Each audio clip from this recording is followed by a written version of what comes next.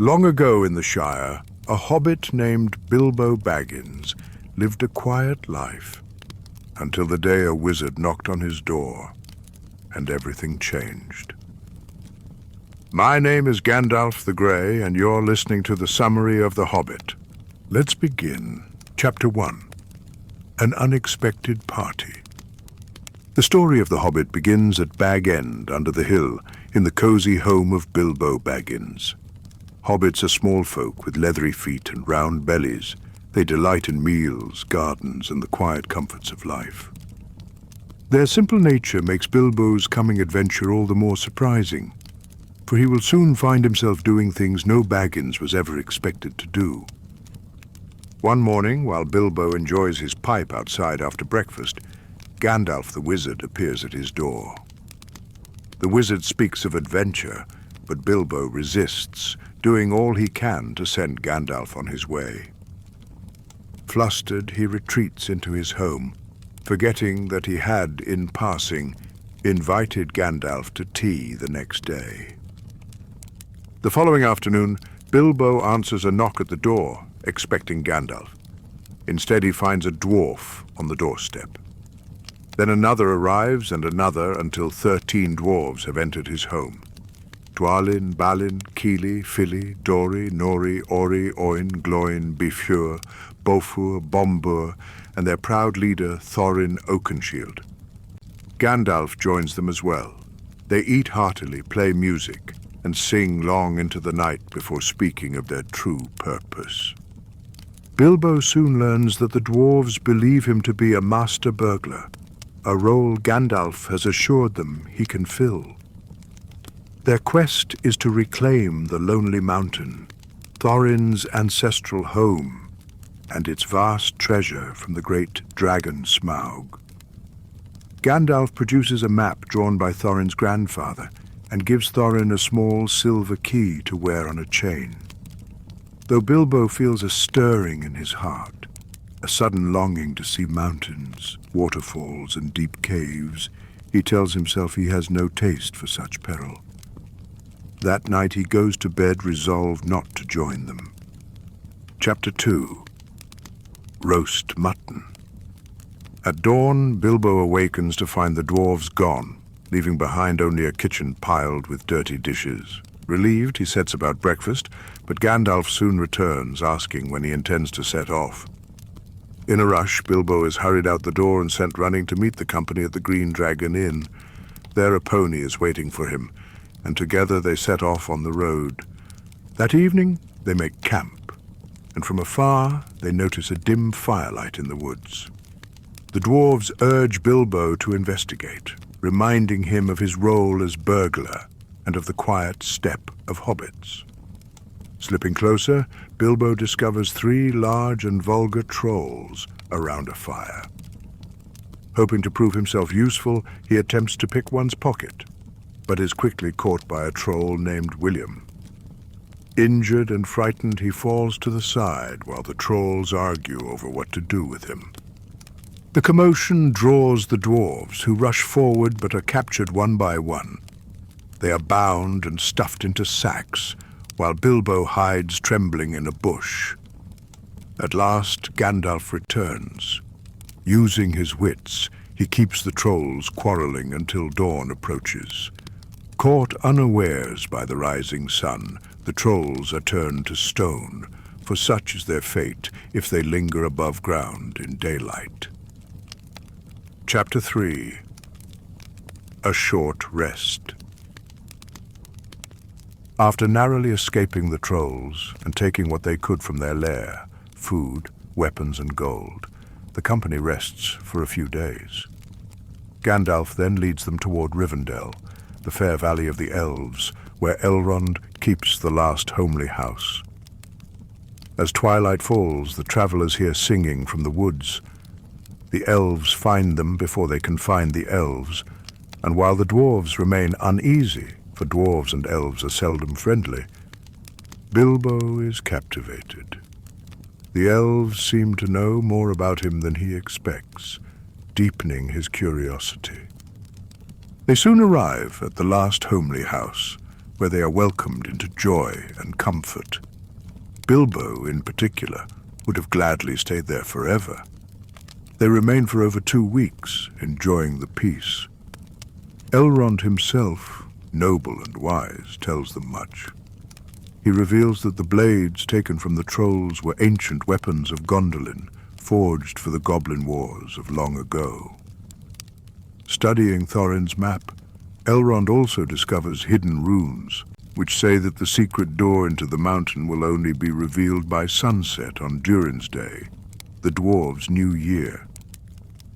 With this knowledge in hand, the company departs the next morning, refreshed, healed, and ready for the road ahead. Songs of farewell follow them as they ride toward the misty mountains. Chapter 4. Over Hill and Under Hill. Leaving Rivendell, the group presses on for many days.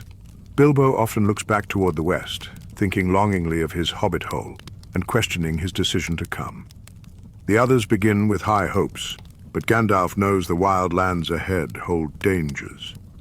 One day, a fierce thunderstorm breaks, and the stone giants of the mountains emerge, hurling rocks in a terrifying game that shakes the land. Thorin fears they will be struck down like playthings. Seeking shelter, Fili and Kili find a cave large enough for the company and their ponies. The group waits inside as the storm rages, talking, blowing smoke rings, and dreaming of the treasure that might one day be theirs. Eventually, they drift into sleep, except for Bilbo. Soon, goblins swarm through a hidden back entrance of the cave, seizing the ponies and capturing the entire company. Bound in chains, Bilbo and the dwarves are hauled before the goblins, who harbor deep hatred for Thorin's clan. In the chaos, Gandalf vanishes, only to return at the height of danger.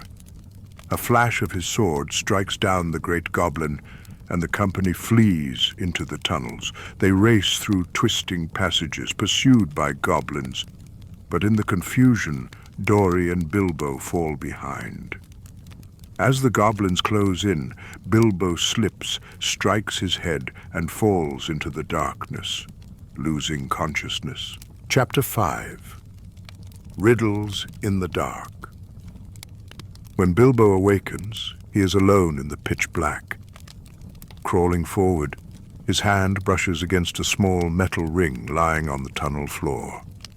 Without thinking, he slips it into his pocket and presses on, though despair gnaws at him.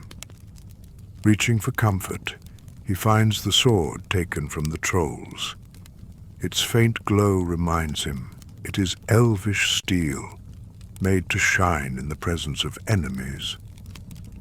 He ventures deeper until his feet splash in cold water. There he meets Gollum, a slimy creature with great pale eyes who prowls the lake in his boat.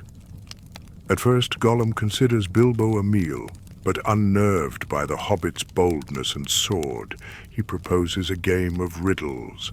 The stakes are high. If Bilbo loses, Gollum will eat him. If Bilbo wins, Gollum must show him the way out. They challenge one another with riddle after riddle until Bilbo, out of ideas, nervously asks what he has in his pocket. Gollum cannot answer, and fury seizes him. Slipping away to his island, Gollum intends to use his precious ring to hunt Bilbo unseen. But when he searches, the ring is gone. In a rage, he realizes Bilbo has it. Now desperate to kill the hobbit, Gollum rushes to intercept him. Bilbo, sensing his peril, slips the ring onto his finger and vanishes. He realizes with awe that the ring grants invisibility. Silent and unseen, he follows Gollum through the tunnels, learning the way out. At last he slips past goblin guards and stumbles out into the sunlight, safe again, but forever changed by the strange power now in his pocket. Chapter 6. Out of the frying pan, into the fire. After escaping the goblin tunnels, Bilbo finds himself safe but lost. Wandering through the hills, he unexpectedly stumbles across the dwarves who had escaped earlier that day. Gandalf is in the middle of urging them to return and search for Bilbo when he suddenly appears among them, slipping off the ring he had used to sneak unseen into their midst. Though he does not speak of the ring, he recounts how he escaped both Gollum and the goblins. Impressed, the dwarves grant him newfound respect, glad at last to have their burglar along. While Gandalf suspects Bilbo has left out part of his tale, he reminds the company that the goblins will soon be hunting them, and that they must move quickly. As night falls, they hear the cries of wolves. They scramble up into the trees to escape the dreaded wargs, for wolves cannot climb. From the ground below, the pack howls and snarls, their leader declaring they had gathered to aid the goblins, though delayed by the death of the great goblin. Gandalf hurls flaming pine cones into their midst, driving them back in chaos. The goblins then arrive, laughing as the fire spreads among the trees and feeding the flames. Surrounded and with no escape, the company seems doomed, until the great eagles, drawn by the commotion, sweep down from the skies. Their lord seizes Gandalf and carries him to safety, while the others lift Bilbo and the dwarves away from the fire and into the night. High in their eyries, the eagles reveal their friendship with Gandalf.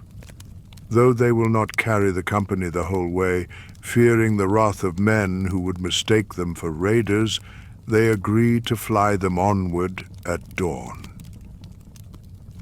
Chapter 7. Queer Lodgings. At sunrise, the eagles bear the company across the mountains, setting them down on a great stone in a wide field. There, Gandalf tells them he cannot continue much farther, for other urgent business awaits him.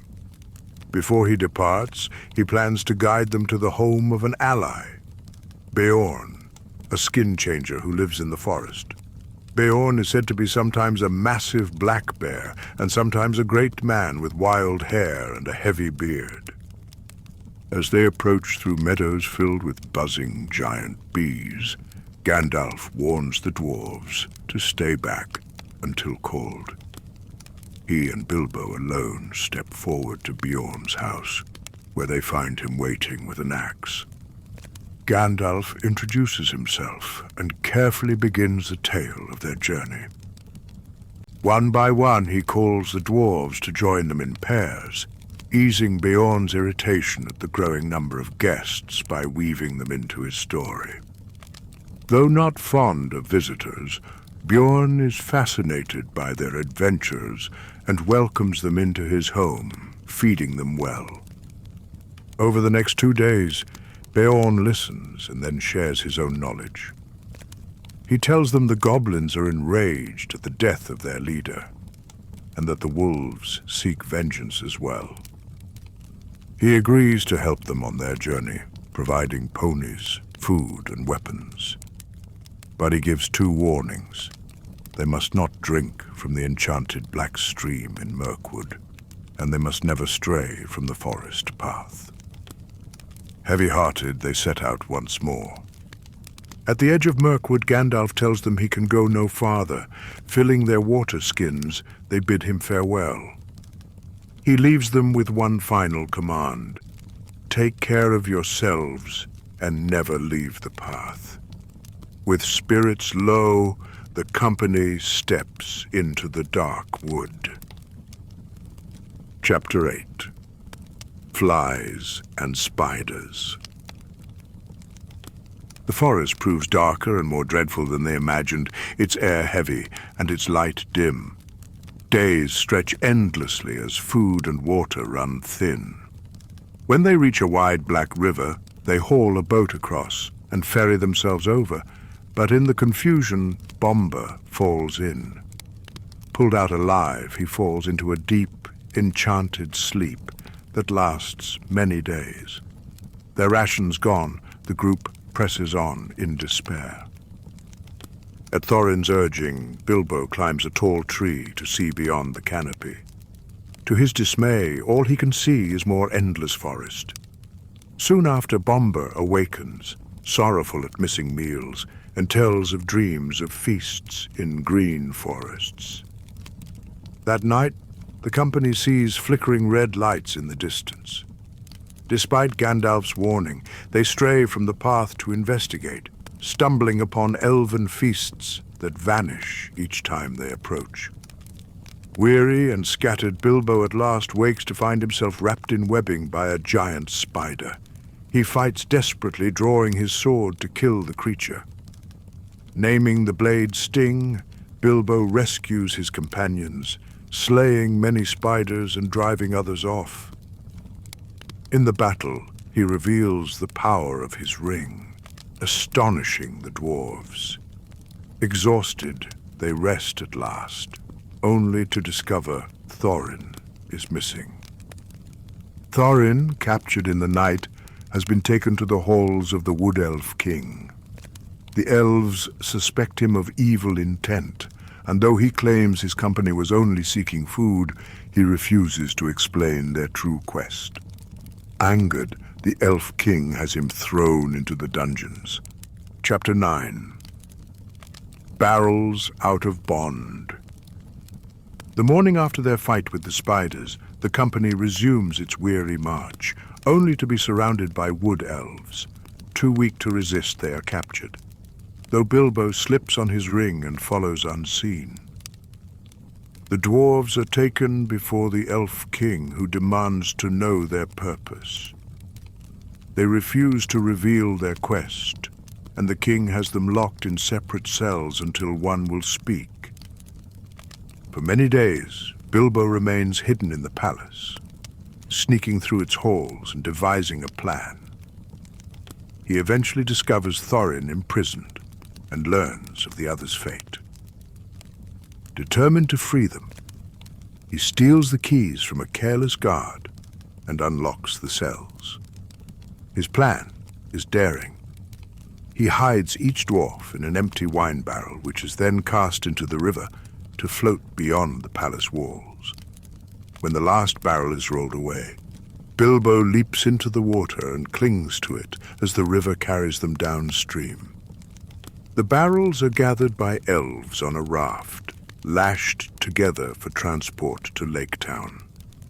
Though battered and shaken, the company is finally free of the king's dungeons and out of the woods, though their fate downstream is still uncertain. Chapter 10. A Warm Welcome. As daylight grows, Bilbo drifts with the barrels and watches the land open as the river leaves the trees. On the horizon rises the mountain they have struggled so long to reach, grim and solitary despite the bright day. The barrels float into Long Lake and on toward Lake Town, a bustling wooden settlement of men who still dare live beneath the shadow of the Dragon's Mountain. Boats tow the barrels to the great bridge that links the shore to the town built over the water. After nightfall, Bilbo hauls the casks ashore and splits them open, releasing one soggy, shivering dwarf after another. Exhausted and starving, they agree that Bilbo will go into town with Thorin, Fili, and Kili to take stock and find food. Crossing the bridge, the guards, until now indifferent, startle at Thorin's bold announcement of his lineage and demand to bring them to the master. In the banquet hall, Thorin proclaims his return. An elven raftsman shouts that these are fugitives from the Woodland King, but Thorin insists no gate or bar can prevent a foretold homecoming, and that Lake Town is no vassal of the Wood Elves. Astonished by the ancient songs and stirred by the old prophecies, the master offers honors and seats of welcome. Elven envoys hurry back to their king to report all. The Elven King, unconcerned, sends spies to watch Lake Town and awaits events, certain no treasure will pass through his realm without his say. For 2 weeks, the company is feasted and hailed. Though the master grows suspicious, the news that they intend to push on to the Lonely Mountain dispels any thought that they are mere pretenders. Dwarves will dare much to reclaim their own. With autumn's chill closing in, the company sets out laden with supplies and firm resolve. In 3 boats they head north across the lake, beginning the final stage of their long road. Chapter 11. On the Doorstep. After 3 days rowing up the lake and river, they land where ponies and more provisions await, sent overland ahead of them. Turning northwest, they ride toward the foot of the mountain, fully aware they have reached the desolation of the dragon as the year wanes.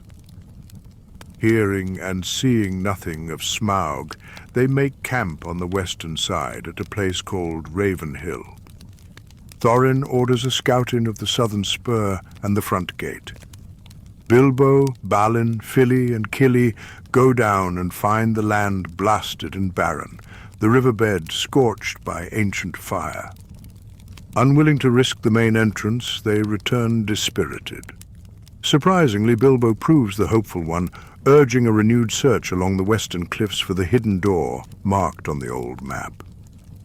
Days pass before he spies a narrow stair, and they discover a sealed stone door with no hinge, bar, or keyhole.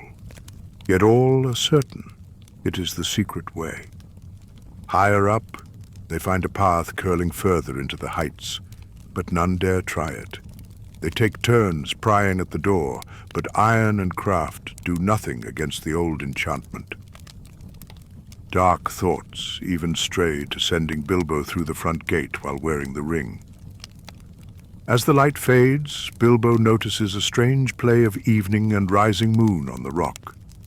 A silver gleam strikes the stone, the surface cracks, and a small opening appears near the ground. He suddenly remembers the key Gandalf gave Thorin long ago and urges him to use it at once. The key turns, the outline brightens, and the hidden door grinds wide, revealing a black tunnel plunging into the heart of the mountain. At last, they have found their way in. Chapter 12. Inside Information. With the door found, none of the dwarves are eager to be first. Thorin reminds them that their burglar, the much-praised Mr. Baggins, is best suited for the task. After a reluctant exchange over rewards he feels already earned, Bilbo dons the ring and slips down the passage. A faint red glow grows ahead, and the air vibrates with the slow, heavy sound of a great creature's slumber. Mastering his fear, he creeps to the mouth of the cavern. There lies Smaug, vast red gold sprawled upon a bed of coins and gems, his pale underside crusted with the spoils of ages. Bilbo snatches a golden cup and flees back up the tunnel to starlight and praise, only for terror to follow at once. Smaug wakes, senses the theft, and roars in fury. Finding the secret door too small for his bulk, he rises and sweeps toward the front gate to hunt. The company rushes inside, and as the dragon's fiery glow washes over the rocks, they retreat into the tunnel and wait. When the lair falls quiet again, they confer in whispers. Bilbo, now the true leader indeed, decides to make another venture once the dragon dozes. Invisible but not unsmelled, he has scarcely entered when a cold voice greets him. Dragons can scent the air of their visitors and half sleep with an eye open. Startled yet steady, Bilbo turns to riddling and flattery, refusing to give his name while drawing the talk out. Smaug is cunning and guesses much. Dwarves, a road from the lake, a quest that smells of revenge as well as treasure. Bilbo, with another purpose in mind, needles the dragon about his armor. Smaug boasts of his invincible hide and, preening, shifts to display his breast. In that moment, Bilbo spies what he hoped to confirm, a large bare patch on the left side, a gap in the jeweled scales. He withdraws swiftly and scampers back up the passage. He tells the dwarves what he has learned. Balin praises him, noting that few live to parley with such a worm and bring back useful knowledge. A great thrush has been watching and listening nearby, which leaves Bilbo uneasy. They seal the door and huddle in the dark, just as Smaug's rage boils over outside. Unable to reach them, he turns his wrath toward the men of the lake and beats south through the night, bent on destruction. Chapter 13. Not at Home.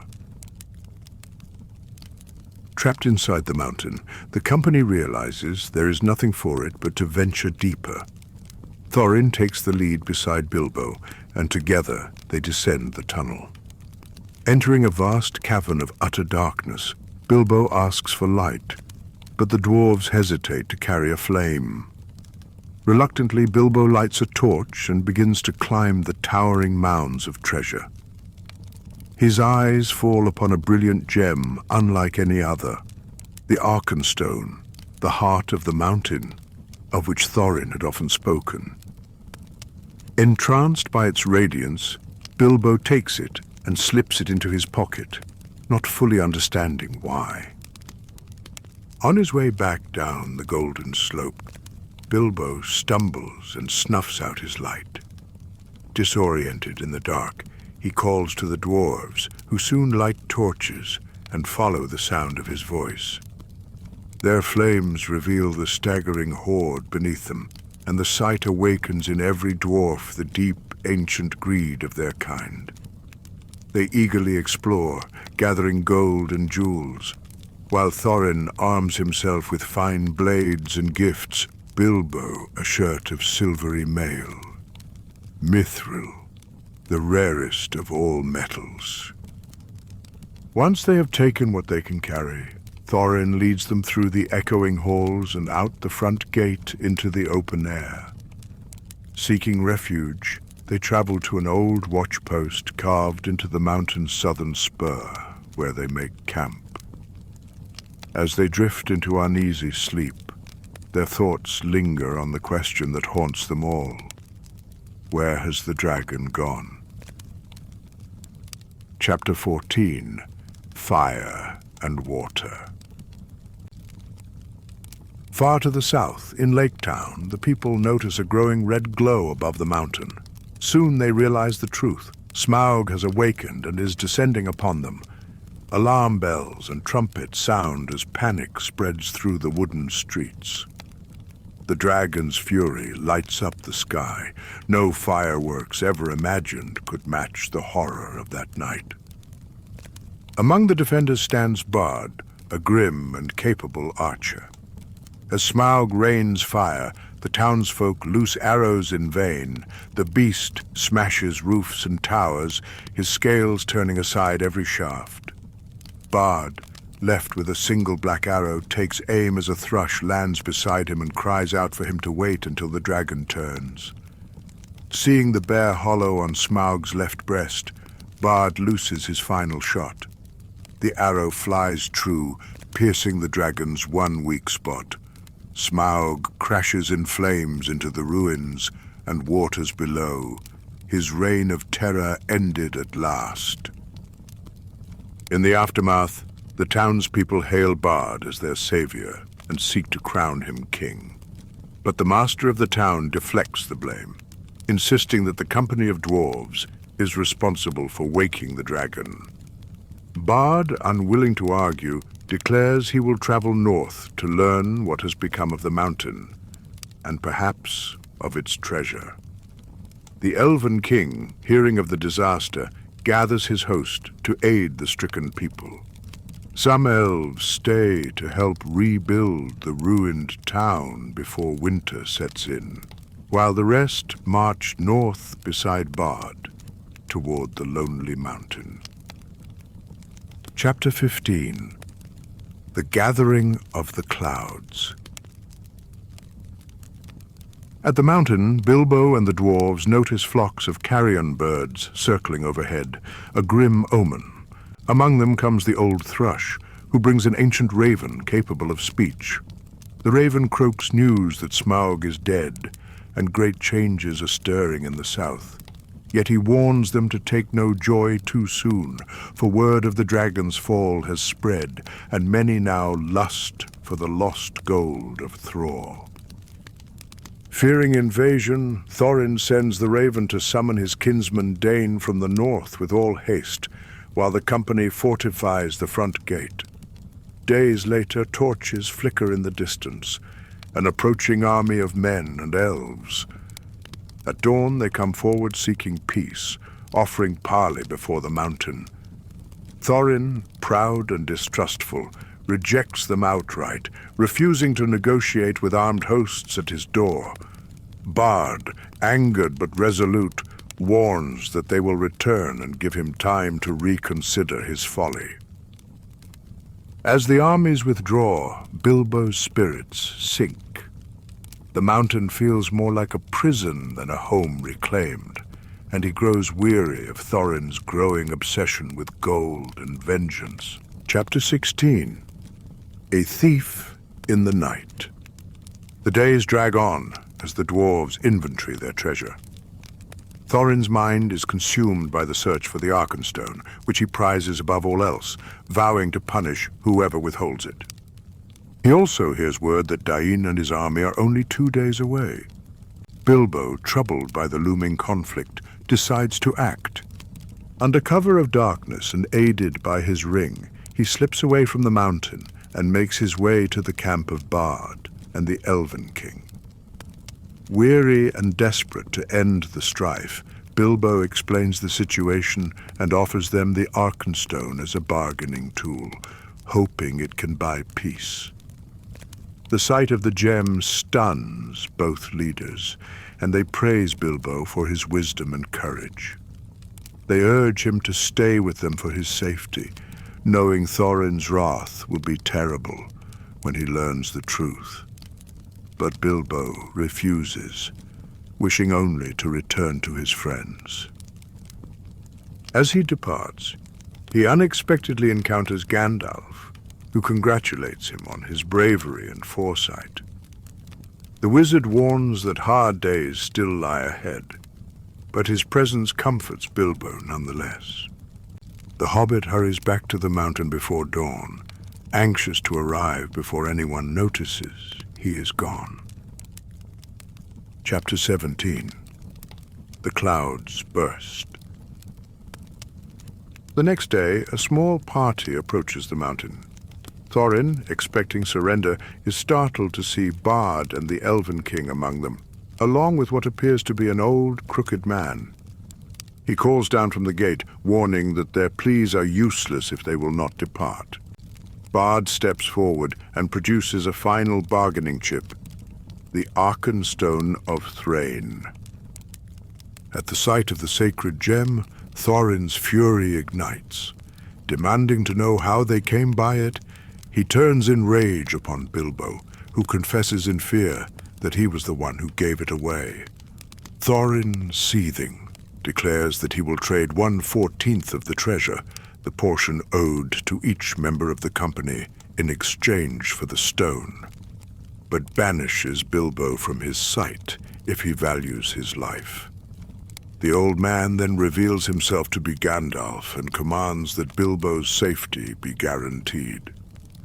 Bard grants Thorin until the following day to deliver their share of the treasure.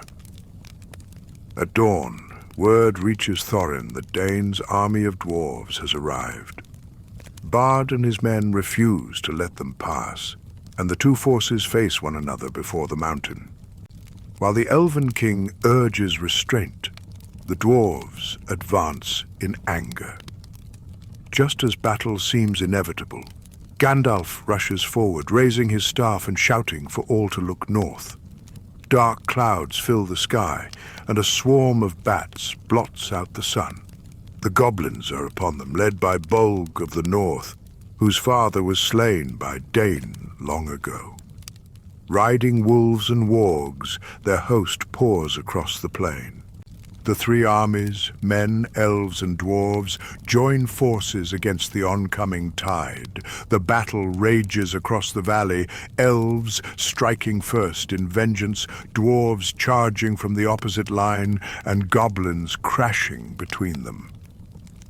Amid the chaos, Thorin and his company surge from the front gate clad in bright armor, Thorin wielding his axe with unmatched might. From high on Ravenhill, Bilbo watches the battle beside Gandalf, mourning the madness of it all. Then Gandalf suddenly cries out, "The eagles are coming!" From the clouds, the great eagles descend upon the goblins like a storm. At that instant, a stone strikes Bilbo's head, and the world fades to black. Chapter 18. The Return Journey. Bilbo awakens in the quiet aftermath of battle. The sounds of fighting are gone, replaced by the murmurs of the wounded and the sigh of the wind. Dazed and weak, he is carried down to the camp where Gandalf waits. There he finds Thorin lying upon a bed, gravely wounded. With fading strength, Thorin calls for Bilbo and asks for forgiveness, confessing that he misjudged him. He tells Bilbo that there is more goodness in him than even he knows. The hobbit can only weep and leave the tent in sorrow. Gandalf later explains what happened after Bilbo fell unconscious. As the goblins overwhelmed the field, the eagles descended from the north, and Beorn came raging into the fight, greater and fiercer than before. He rescued Thorin and slew Bolg himself.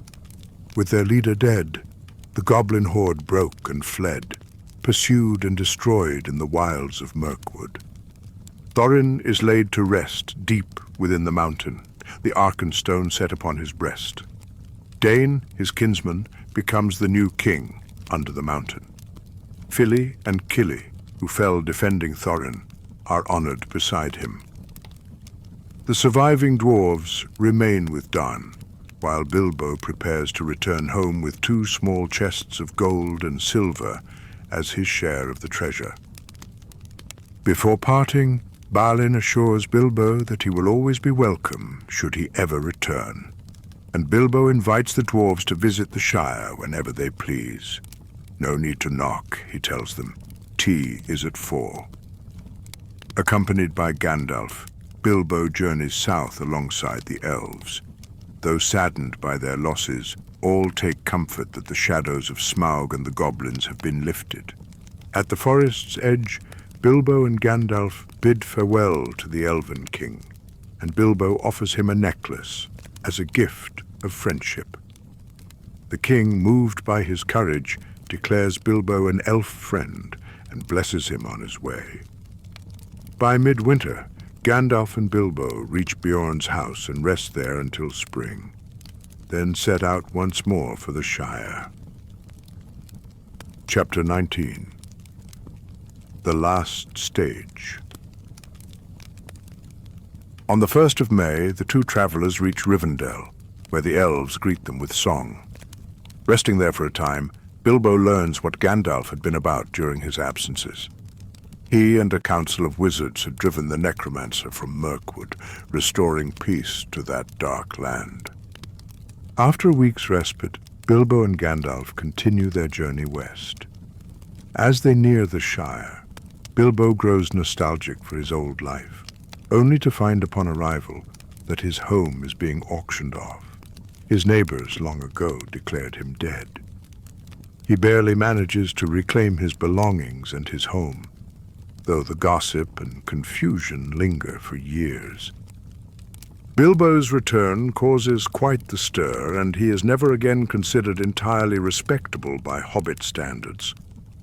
Yet he remains a friend of elves, dwarves, and wizards alike, honored among all who know the true tale of his adventure.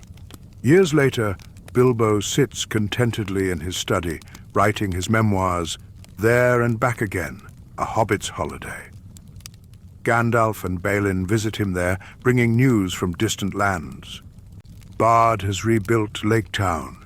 The realms of elves, men, and dwarves prosper in peace, and the shadow over the north has passed. Smiling at these tidings, Bilbo laughs softly to himself, glad at last to be home. Thank you for listening to The Tale of the Hobbit. Don't forget to like, subscribe, and comment which tale you would like to hear next. Thanks again, and see you in the next one.